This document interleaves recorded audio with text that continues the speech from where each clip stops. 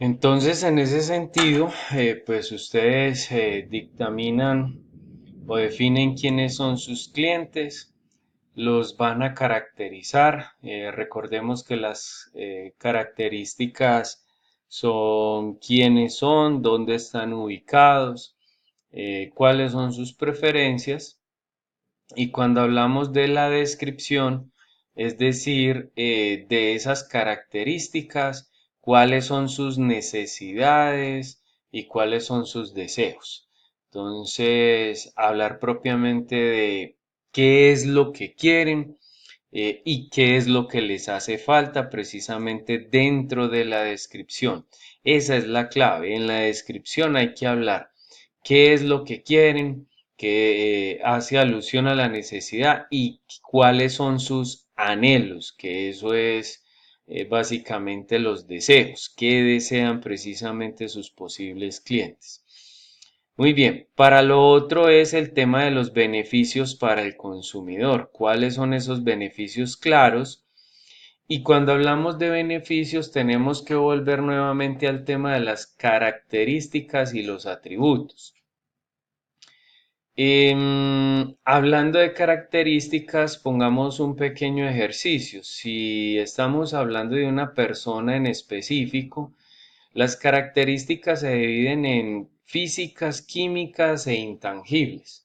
Entonces, cuando hablamos de características físicas, podemos decir que una persona es alta, baja, de ojos cafés oscuros o azules, café castaño. Esas son las características físicas, alto, bajo, etcétera. Cuando hablamos de las características químicas, podemos hablar precisamente de su pH, el tipo de sangre, etcétera, ¿cierto? Y cuando hablamos de sus características intangibles, estamos hablando propiamente de temas de personalidad, alegre, malhumorado, etcétera, etcétera, ¿cierto? Pero si yo tomo una característica física, por ejemplo, de la persona que es alta, la pregunta es, ¿para qué va a servir esa característica?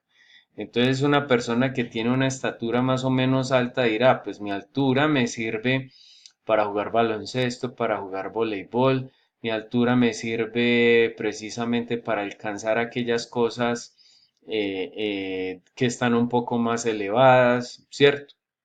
O que esa característica también le sirva para temas de relacionarse con los demás o temas de conquista, ¿cierto? Entonces a eso estamos haciendo referencia. Por ejemplo, en las características químicas, ¿para qué le sirve a una persona ser RH positivo para temas de donación, ¿cierto?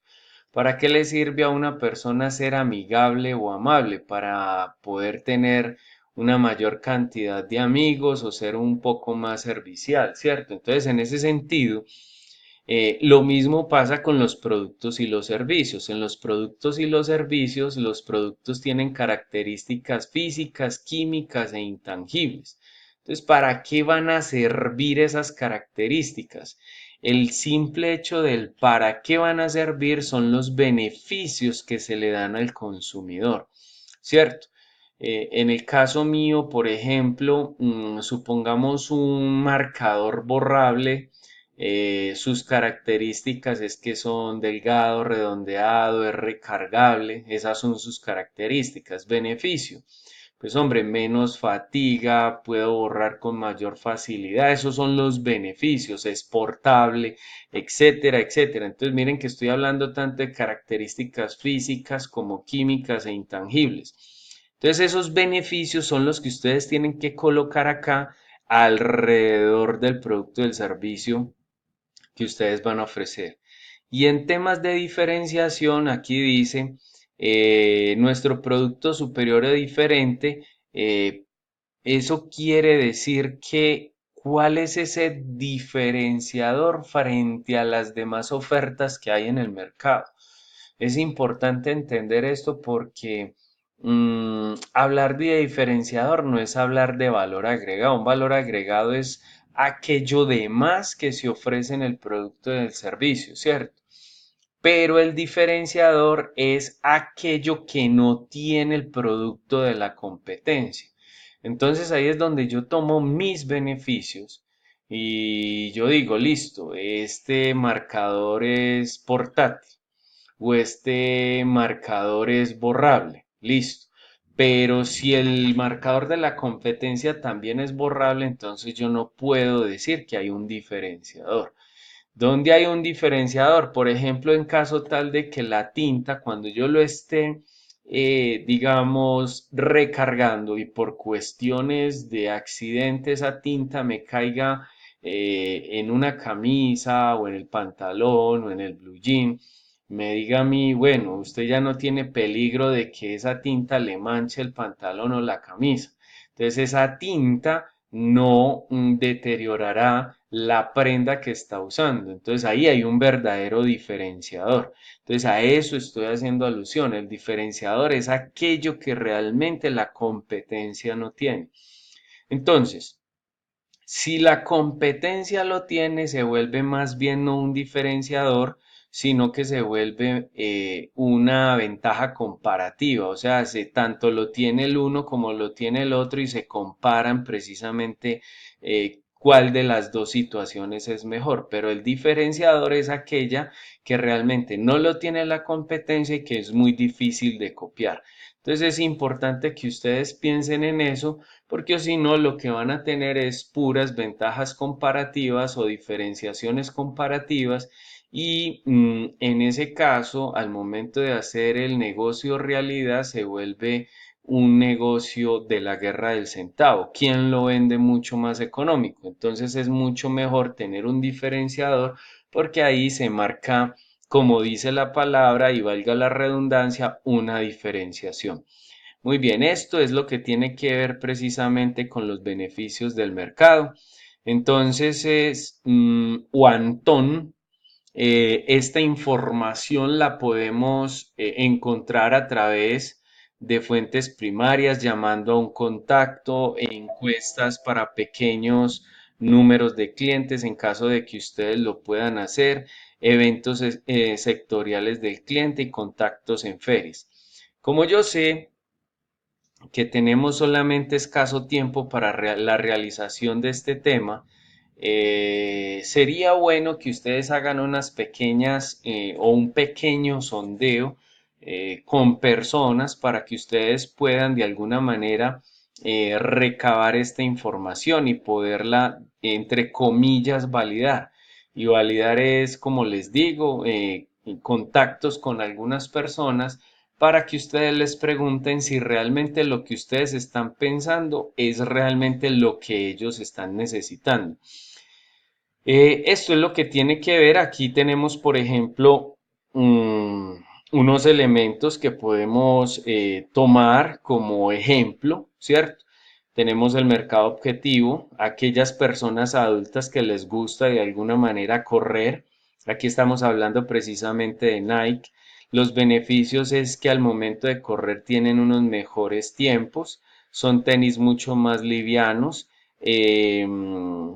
Tienen el beneficio de prever lesiones, ¿cierto? O menos lesiones y menos torceduras por la estabilidad lateral. Miren que esto es alrededor de los beneficios, pero estos beneficios no hubiesen podido salir, perdón, si no se hace un ejercicio de cuáles son las características físicas, químicas e intangibles del producto. Su diferenciación es precisamente tenis para corredores, pero aquí hay que ser mucho más explícitos. ¿Cómo así que tenis para corredores? ¿Cuál es su diferenciación? A lo mejor puede estar en el tema de la estabilidad lateral, ¿cierto? Si esto no lo tienen los demás competidores, se vuelve un diferenciador. Si lo tienen, se vuelve más bien un diferenciador comparativo, como se los había mencionado antes. Muy bien. Y por último, bueno, aquí hay otro ejemplo. Aquí tenemos el mercado metro y homosexual, beneficios, productos adecuados según el tipo de piel, ¿cierto? Productos pensados para las actividades del usuario. Y su diferenciador es que son cosméticos exclusivamente para ellos. En ese sentido, si pues eso estaríamos pensando desde un punto de vista, digamos, de vanidad, ¿cierto? Ahora ya sabemos que el mercado metrosexual pues tiene otras condiciones, otros elementos a tener en cuenta. Entonces esto evolucionó un poquito más. Muy bien. Aquí está el tema de los canales, donde es que posiblemente podemos o el cliente donde puede acceder a los productos y servicios, pero no estamos en estos momentos hablando de canales de distribución.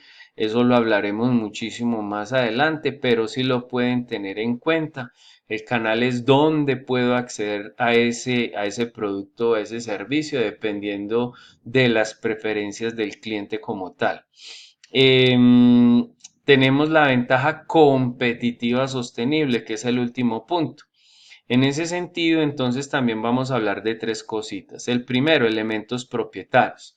Cuando hablamos de elementos propietarios, también debemos pensar en un diferenciador. Por eso se llama ventaja competitiva sostenible.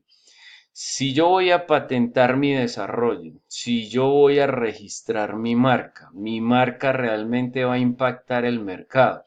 Por ejemplo, McDonald's, Coca-Cola, que tienen una marca ya registrada y que de acuerdo al renombre, eso es un diferenciador para el mercado, entonces eso es un elemento propietario.